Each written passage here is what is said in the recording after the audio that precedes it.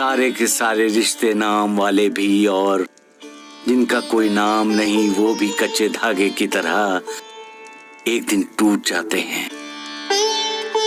इंसान को दुख होता है, कुछ दिन रोता भी है, फिर रोना भूल जाता है।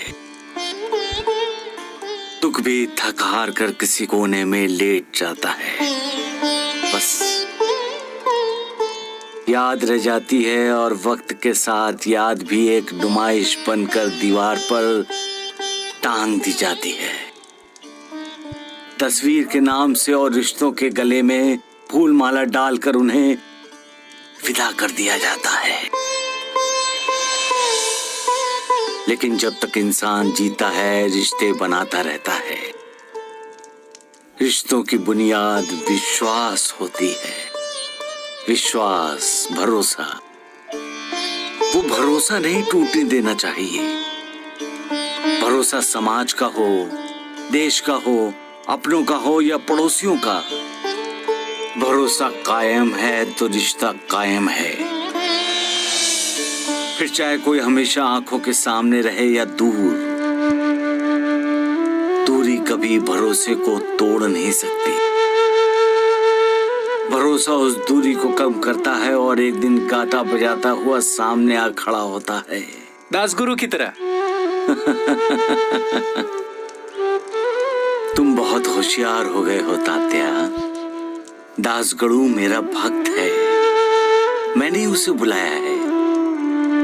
मेरे जितने भी भक्त हैं सबको मैंने कुछ ना कुछ जिम्मेदारी सौंपी हुई है और हर कोई अपनी जिम्मेदारी निभा रहा है।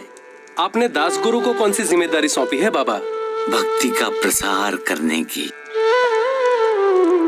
वो तो चाहता है वो हमेशा मेरे पास रहे, मेरी सेवा करे। लेकिन उस मालिक की सेवा करना मेरी सेवा करने से कहीं ज्यादा अच्छा है। मालिक की भक्ति का गुणगान करना, लोगों को मालिक का संदेश पहुंचाना, उन्हें सत्कर्म करने के लिए उकसाना, सांसारिक दुखों से दुखी लोगों को मालिक के प्रेम से बहलाना, उन्हें रिझाना और मालिक के चरणों में ले आना। ये शुभ काम दासगढ़ू जगह जगह घूम घूम कर रहा है।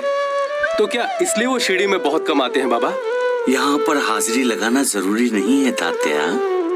भक्त 7 समुंदर पार रहकर भी मेरे निकट हो सकता है। भक्ति की डोर है जो मुझे अपने भक्त से मिलाती है।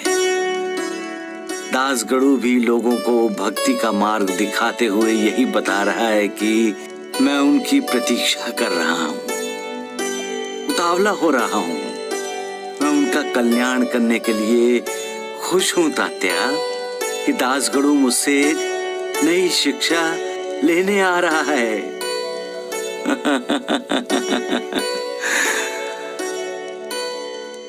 सबका मालिक